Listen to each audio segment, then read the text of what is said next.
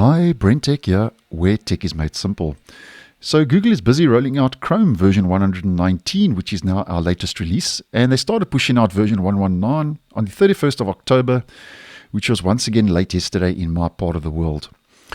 Now, due to the shorter 3 to 4 week release schedule for Google Chrome, there's not too many front-facing features once again that are rolling out by default.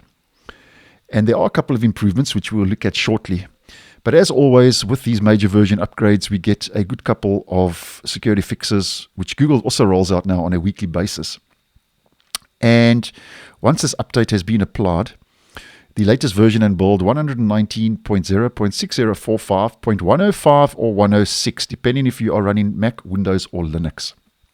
Now, the update includes 15 security fixes, and 3 of those are high risk, which is a level just under critical. And the high-risk vulnerabilities that have been patched, the first one is inappropriate implementation in payments. The second is insufficient data validation in USB. And the third is integer overflow in USB. We then get a couple of mediums and lows, making up a total of 15 security issues that have been addressed, 3 of those high-risk as mentioned. So an important security update rolling out in version 119. Now, just to mention at first that with this latest release, I'm still not seeing most of the Chrome UI refresh visual tweaks and adjustments when it comes to the menu and the toolbar icons and so on. And which, if we head over to Chrome Canary, which is a preview version, we can see it looks a little bit different with more material, hue changes, and that new menu redesign and so on. But I'm sure that in the next couple of version upgrades, Google will push that out by default to all regions, and that will be made available globally in the next couple of version upgrades, but still not available as yet by default in my region, although you can enable it using a flag, which I have posted on previously. Now, first of all, just to mention the two new improvements that are taking place under the hood. And the first is that Google is now deprecating and removing WebSQL. And if you don't know what WebSQL is, it's a database and is a web browser API for storing data in databases that can be queried using SQL variant. And up until now was available in the Blink-based web browsers. So those would be Chromium-based web browsers like Google Chrome and Microsoft Edge. And Blink is part of the Chromium engine, as many of you may know who view this channel. So in version 119, WebSQL is no longer available in this latest release. So that's old technology that has now been deprecated. And the second improvement taking place under the hood, this is a bit of a improvement to security and reliability, is the Sandboxes Network service now runs in its own process on Windows, which I think is a good thing, which prevents malicious and third-party code from interfering and tampering with the network service. So that's a bit of an under-the-hood security enhancement taking place. Now, another new feature, or not really a new feature, it's really a feature that's been moved to another location and is a nice improvement actually, is preloading web pages. There's settings for that now that have been moved from the privacy and security page to the performance page.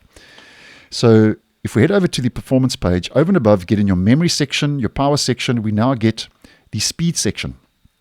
And this preload pages was previously available, buried quite deep in the privacy and security settings.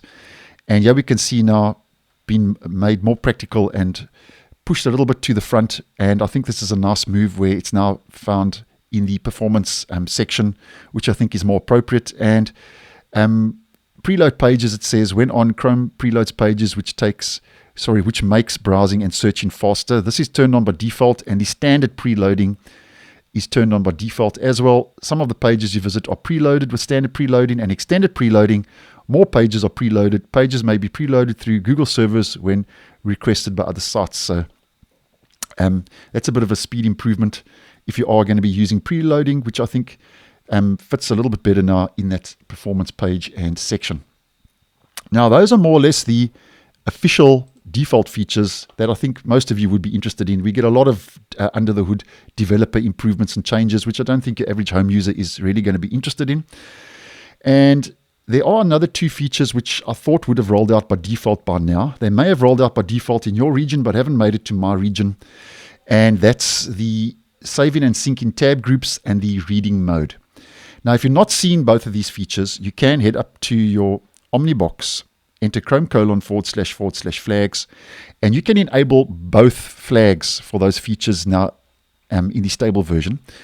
And first of all, the tab groups save and sync. If you enable both of these, obviously you have to restart your browser to apply those flags. But tab groups save and sync, just to go through this feature quickly, once that flag is enabled, if you've not seen it as a default feature, when you add tab to new group, as an example, here in the flyout, you get this save group. And what this does, it means now you can close and reopen tab groups and sync them across devices. So here you can see, just as an example, here's my group, and there in the bookmarks bar now, we get the option, you can move group to new window, you can delete group, and so on. You get those different options. So that's a nice feature. Just saving and syncing your tab groups, and that saves that even if you close and reopen tab groups and sync them across devices. So that's a new improvement that you may or may not have seen. And then the next is reading mode. And as mentioned, you've got to turn on the reading mode and enable that flag. And this will be found in the side panel.